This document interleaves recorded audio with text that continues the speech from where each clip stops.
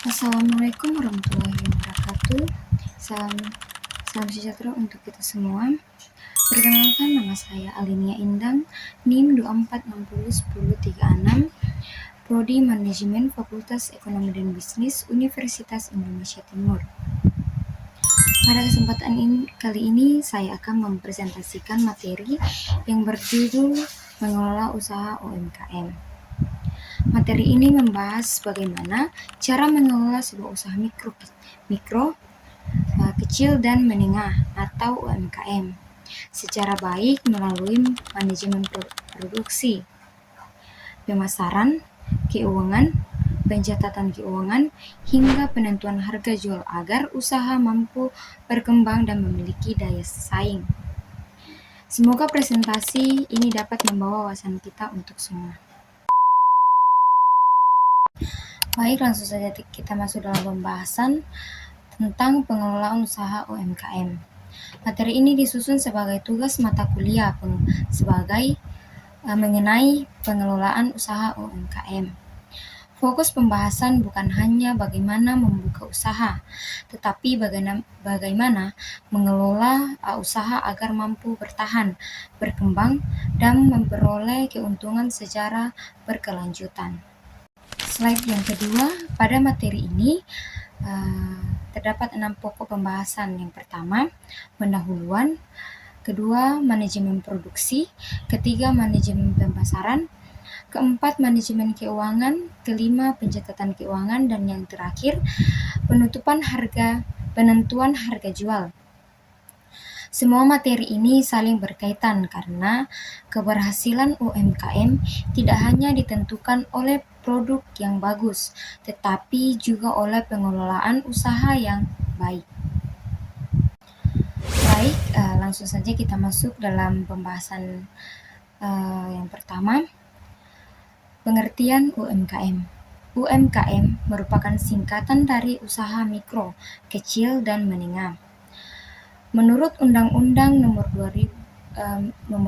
20 Tahun 2008, UMKM adalah usaha produktif yang dimiliki oleh perorangan maupun badan usaha yang memenuhi kriteria tertentu.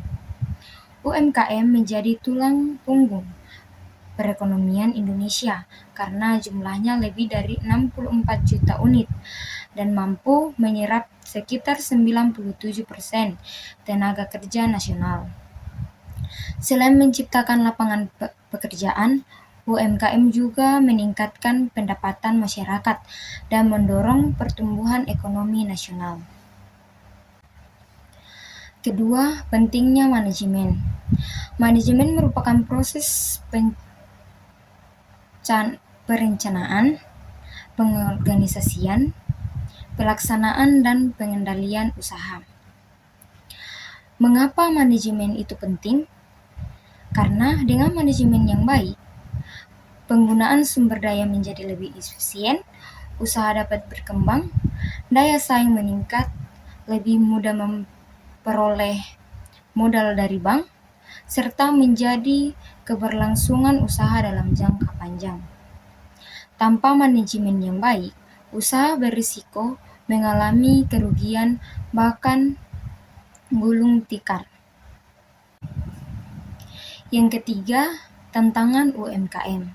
Tantangan yang sering dihadapi UMKM antara lain, yang pertama, keterbatasan modal, kualitas sumber daya manusia yang masih rendah, persaingan usaha yang semakin ketat, lemahnya pengelolaan keuangan, kurangnya inovasi produk, serta rendahnya kemampuan memanfaatkan teknologi digital. Karena itu, pelaku UMKM harus terus meningkatkan kemampuan manajerial dan mengikuti perkembangan zaman. Baik, kita lanjut ke slide 4. Manajemen produksi. Pada bagian ini dijelaskan mengenai proses produksi menggunakan konsep input, proses, output, atau IPO. Yang pertama, input. Input merupakan seluruh sumber daya yang digunakan dalam produksi seperti bahan baku, tenaga kerja, modal, mesin, dan informasi. Yang ketiga, proses. Selanjutnya dilakukan proses produksi melalui dari persiapan bahan, pengelolaan, pengendalian kualitas, pengemasan, dan sehingga penyimpanan. Yang ketiga, output.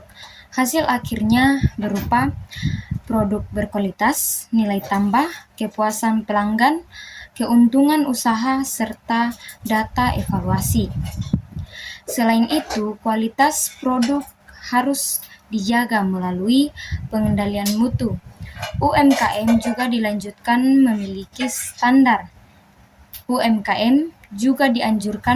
standar mutu seperti PIRT, sertifikat halal, maupun SNI agar kepercayaan konsumen meningkat.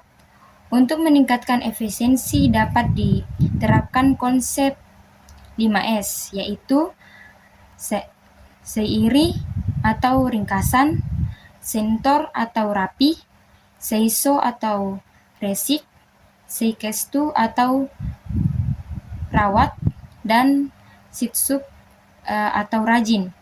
Konsep ini membantu mengurangi pemborosan dan meningkatkan produktivitas. Baik, kita lanjut ke slide yang kelima, manajemen pemasaran atau 4P. Pada bagian ini dijelaskan konsep bauran pemasaran atau marketing mix 4P. Yang pertama, produk. Produk harus memiliki kualitas yang baik, inovasi, variasi produk, kemasan menarik, serta mampu menjadi pembeda dari pesaing. Yang ketiga, price. Harga dapat ditentukan melalui beberapa strategi. Yang pertama, cost plus pricing. Yang kedua, competitive pricing, volume basis pricing, penetration pricing. Harga harus mampu memberikan keuntungan tetapi tetap sesuai dengan kemampuan konsumen. Yang ketiga, plans.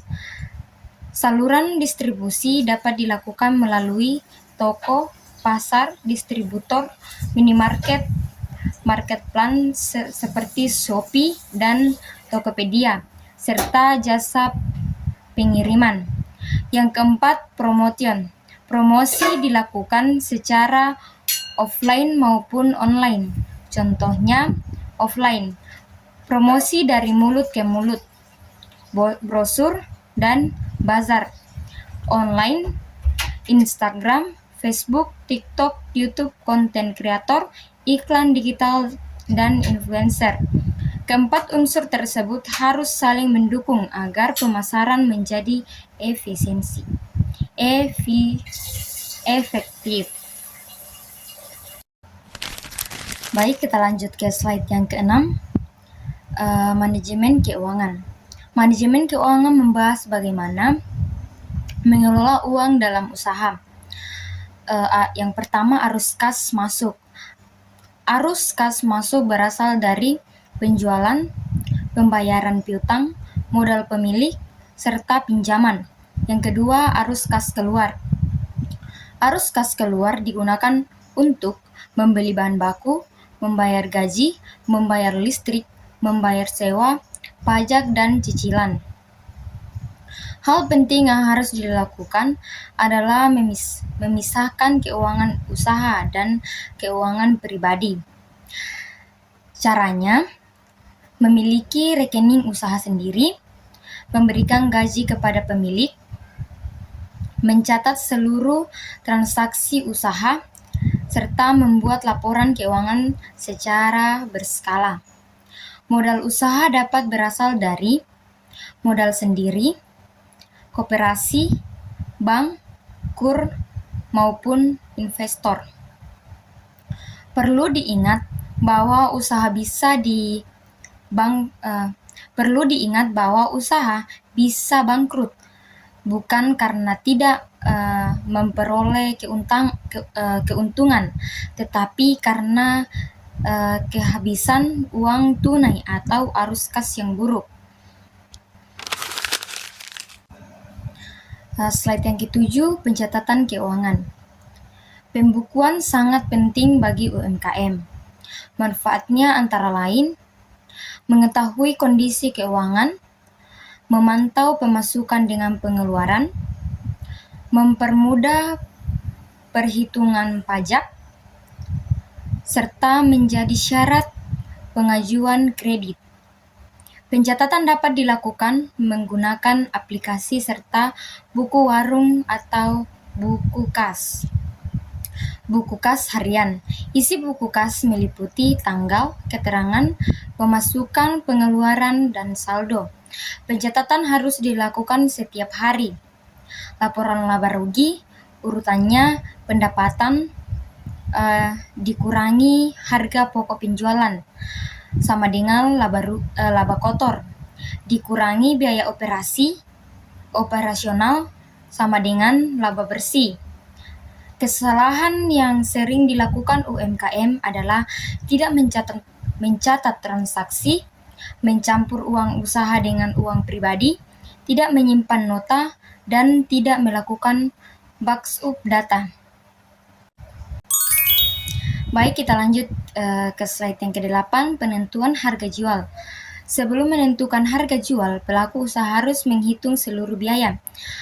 Komponen biaya meliputi bahan baku, tenaga kerja, biaya overhead, dan biaya operasional.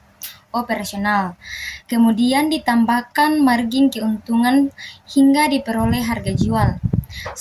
Strategi penetapan harga antara lain cost plus pricing, competitive pricing, value-based pricing, dan penetration pricing, serta premium pricing.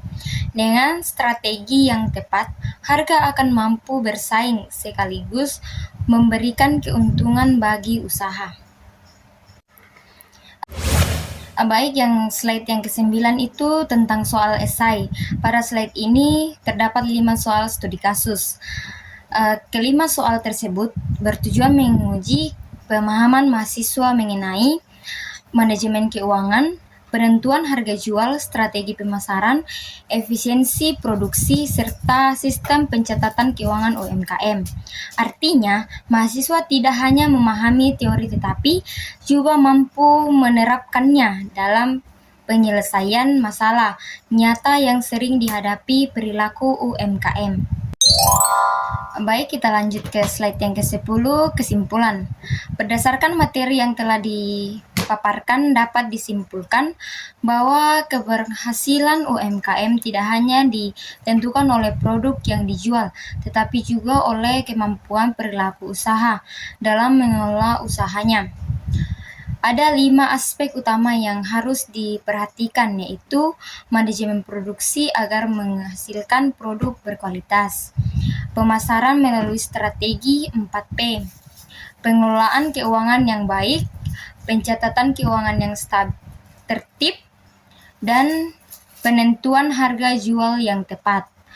Jika seluruh aspek tersebut diterapkan secara konsisten, maka UMKM akan lebih mudah berkembang, memiliki daya saing, memperoleh keuntungan yang optimal, serta mampu bertahan dalam persaingan bisnis. Demikian presentasi saya mengenai pengelolaan usaha UMKM. Mohon maaf apabila terdapat kekurangan dalam penyampaian materi.